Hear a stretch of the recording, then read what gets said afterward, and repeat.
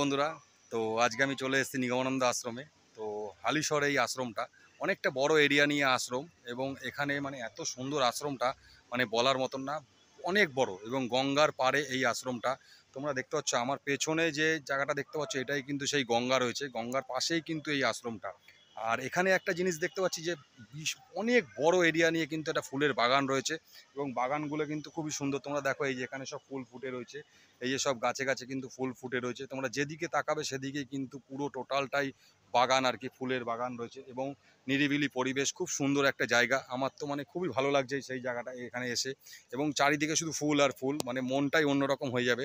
এবং মন্দিরটা মানে এত সুন্দর নিরিবিলি পরিবেশের মধ্যে।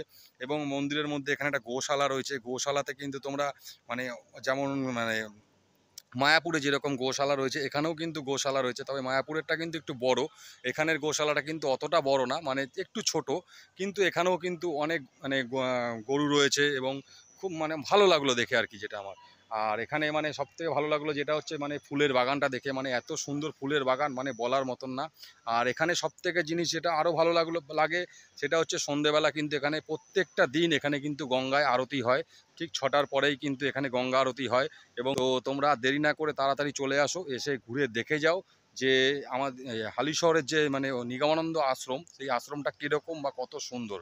আর ভিডিওটা দেখার পরে তোমাদের যদি ভালো লেগে থাকে তাহলে চ্যানেলটাকে একটুখানি সাবস্ক্রাইব করে নিও, আর লাইক আর কমেন্ট করে তোমরা জানিও যে ভিডিওটা কেমন লাগলো। আর ভিডিওটা একটু শেয়ার করে দিও যাতে সবাই দেখতে পারে যে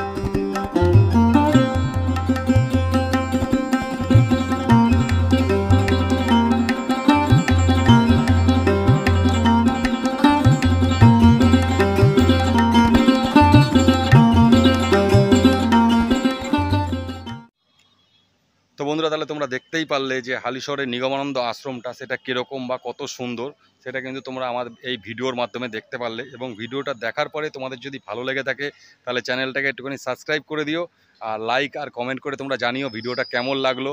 আর ভিডিওটা একটুখানি সবার মধ্যে শেয়ার করে দিও যাতে সবাই দেখতে পারে যে হালিশহরে এত সুন্দর একটা আশ্রম রয়েছে। আর এই নিগমানন্দ আশ্রমটা কত বড় সেটা যেন সবাই জানতে পারে বা দেখতে পারে। তো চলো তাহলে বন্ধুরা, আজকে এই পর্যন্তই, দেখা হচ্ছে পরবর্তী ভিডিওতে।